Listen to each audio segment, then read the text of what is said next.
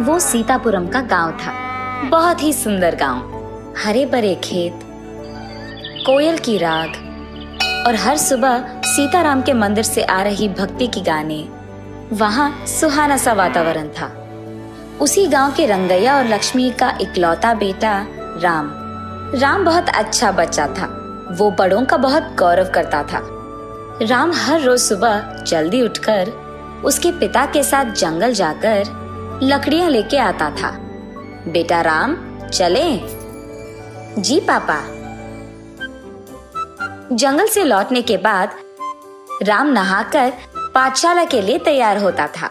राम उसके पाठशाला जाता था और उसके माँ बाप उसी समय काम पे निकल जाते थे। राम उसके गांव में मौजूद सरकारी पाठशाला में 5वीं कक्षा पढ़ रहा था। वो हर रोज पाठशाला जाने से पहले उसी गांव में मौजूद सीताराम मंदिर में भगवान की दर्शन करके जाता था। इतना ही नहीं, वो उसके कक्षा में भी सबसे तेज था। सारे अध्यापकों को भी राम बहुत पसंद। वो हर रोज पाठशाला से घर पहुंचकर उसका होमवर्क करके खेलने उसके दोस्तों के साथ बाहर जाता था और रोज रात को उसके परिवार वाले सारे बैठकर टीवी एक साथ देखते हुए खाना खा लेते थे। सोने से पहले हर रोज राम की माँ उसे एक नैतिक कहानी सुनाती थी। उसके बाद सभी सो जाते थे। राम के घर के सामने एक दिन किराए पे रहीम और उसकी माँ रेशमा आते हैं। रहीम के पिता का उसके बचपन में ही देहांत हो गया था और रहीम को उसके माँ ने लाडों से पाला था। रहीम बहुत होशियार था और उसको अपनी माँ से बहुत प्यार था। वो बचपन से ही अपनी माँ की हर बात सुनता था। माँ को वो बहुत अच्छी तरह समझता था। राम की माँ एक दिन रहीम की माँ के पास जाकर उनसे बात करने लगती है। ऐसे मेरा बेटा भी इसी गांव के सरकारी पाठशाला में 5वीं कक्षा पढ़ रहा है भाभी। अरे वाह भाभी, मेरा भी बेटा राम उसी पाठशाला की उसी कक्षा में पढ़ रहा है। इतने में रहीम उसके घर पहुंचता है। लक्ष्मी भाभी, अरे भाभी सुनिए, यही मेरा बेटा रहीम है। उसी समय राम भी उसके दोस्तों के साथ घर आते रहता है। राम अपनी माँ को देखते ही उनके पास चले जाता है। ये लो, यही मेरा बेटा राम है। नमस्ते आंटी, आपका बेटा बहुत प्यारा है। बेटा राम, कल से तुम्हारे साथ मेरे बच्चे को भी पाठशाला लेके जाओ ना। जरूर आंटी। अगले दिन पाठशाला को जाने से पहले राम रहीम के घर जाकर, रहीम पाठशाला जाना है, चलो। आया राम। ऐसे वो दोनों स्कूल के लिए निकल जाते हैं। और क्योंकि राम को हर रोज पाठशाला से पहले मंदिर जाने की आदत थी, वो रहीम को मंदिर के अंदर बुलाता है।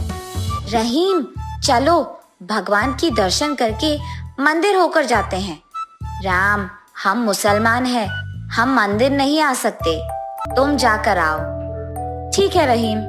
ये कहकर राम मंदिर के अंदर जाकर भगवान की दर्शन करके बाहर आता है। उसके बाद वो दोनों पाठशाला चले जाते हैं। रहीम पाठशाला में भी राम के बगल में बैठता है। राम रहीम दोनों स्कूल में अच्छा पढ़ाई करते हैं। दोनों की मार्क्स अच्छी आती थी। ऐसे ही धीरे धीरे राम रहीम दोनों बहुत अच्छे दोस्त बन जाते हैं। हर रोज मिलकर स्कूल जाना, साथ ही खेलना, ऐसे दोनों बहुत अच्छे दोस्त बन जाते हैं। राम के माता पिता भी रहीम का बहुत अच्छा ख्याल रखते हैं। राम की माँ रहीम को खुद अपने हाथों से खिलाती थी। ऐसे कुछ दिन बीत जाते हैं। ऐसे ही एक दिन जब राम पाठशाला से पहले मंदिर जा रहा था, उसे अचानक एक प्रश्न सूझता है। रहीम मंदिर क्यों नहीं आता है? तब राम रहीम से ऐसे पूछता है, रहीम तुम मंदिर क्यों नहीं आते हो? क्योंकि हम मुसलमान हैं राम, तुम्हारे मंदिर को हम नहीं आ सकते हैं। और ये बात छोटे राम को समझ में नहीं आता। उसे हर हाल में रहीम को मंदिर के अंदर लेके ही जाना था, इसीलिए वो रहीम का हाथ पकड़कर उसे मंदिर के अंदर खींचता है। दोनों भगवान के पास जाते हैं। वहाँ मौजूद पंडित रहीम को देख ऐसे कहते हैं, अरे ये क्या है राम, इसको यहाँ लाए हो? ये तो मुसलमान है।